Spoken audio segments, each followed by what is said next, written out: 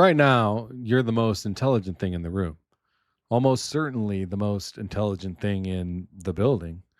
Your brain is doing something no rock, no plant, no animal on this planet can do. It is reading these exact symbols and turning them into meaning, into pictures, into a voice in your head that sounds like you. You do it without even trying, and you've done it your whole life. It feels like the most normal thing in the world. It is the rarest thing this planet has ever produced, though, and you may be part of the last generation that can say it is the best that there is. For 300,000 years, that title belonged to us and only us. Not the strongest, not the fastest, not the biggest, but the smartest. And by a wide margin that's so wide, nothing else could come close. A wolf is faster, a bear is stronger, a whale is larger, but none of them can imagine tomorrow or ask why the sky is blue or build a thing that outlives them.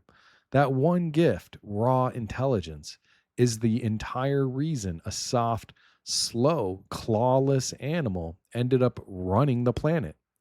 We did not win the earth with muscle. We won it with our minds. And we have never once had to share it. Let me show you how alone we've been at the top. Picture every species that has ever lived as a single step on a staircase of intelligence. At the very bottom, there's bacteria. A little higher, you have insects. Higher still, a dog, a crow, a dolphin, a chimp. And then there's a gap, not a small one, an enormous, empty stretch of stairs with nothing on it. And at the very top, standing completely alone, separated from the next closest mind by that huge empty space, is us. For 300,000 years, no one has ever stood on those empty stairs beside us. We got so used to the silence up here that we just stopped noticing. Then, very recently, something started to climb. We built it ourselves. We didn't even fully mean to. We were trying to make a tool, a clever sorting machine, a better search box, but the thing we built kept getting better, and then it kept getting better faster. And somewhere in the last few years, quietly, without sirens, a machine sat down to take the same kind of test we use to measure real work, the messy human kind, the kind with judgment required to do it.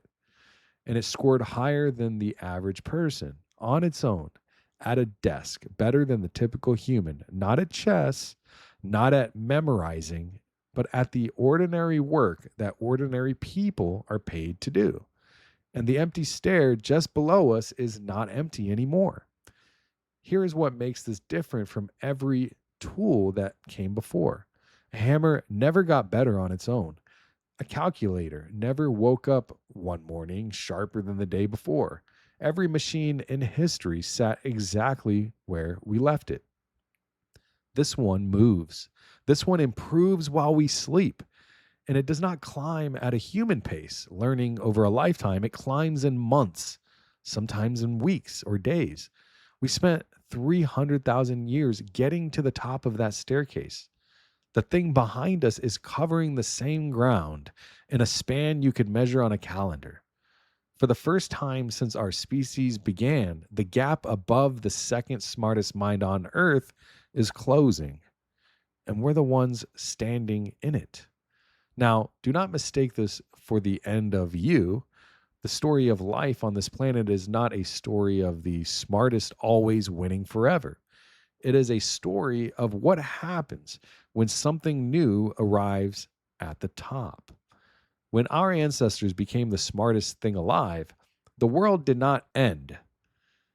It changed completely. Every other creature had to find a new place in a world we now run. That is the real weight of this exact moment. It is not that a machine can do the task.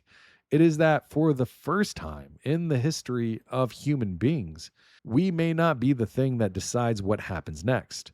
We're about to find out what every other animal already learned the hard way. What it feels like when you are no longer the only mind that matters. And yet, there is one thing on that staircase that the machine still cannot reach. It can answer. It cannot wonder why it is answering, yet at least we don't think it can.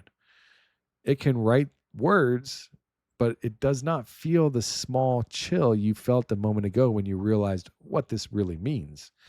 It knows the test, but it does not know what it is being tested on or care or lie awake thinking about that test. The thing that made us special was never just the raw horsepower of the brain. It was that the brain knew it was alive and knew that it would end and decided to build cathedrals and songs and children anyway. That is the last empty stair. And so far, we are still standing on it alone. So look around the room one more time. You are still, for now, the most intelligent thing in it. But the silence you have lived in your entire life, the comfortable certainty that nothing thinks the way you think, is over. Something climbed up out of the dark and is standing one step below you, getting taller every month. And it is wearing a face that you built. For 300,000 years, we asked what made us special. We are about to get an answer we never wanted, not because the machine is so much like us, but because it is forcing us to find out the very one thing that is left that isn't.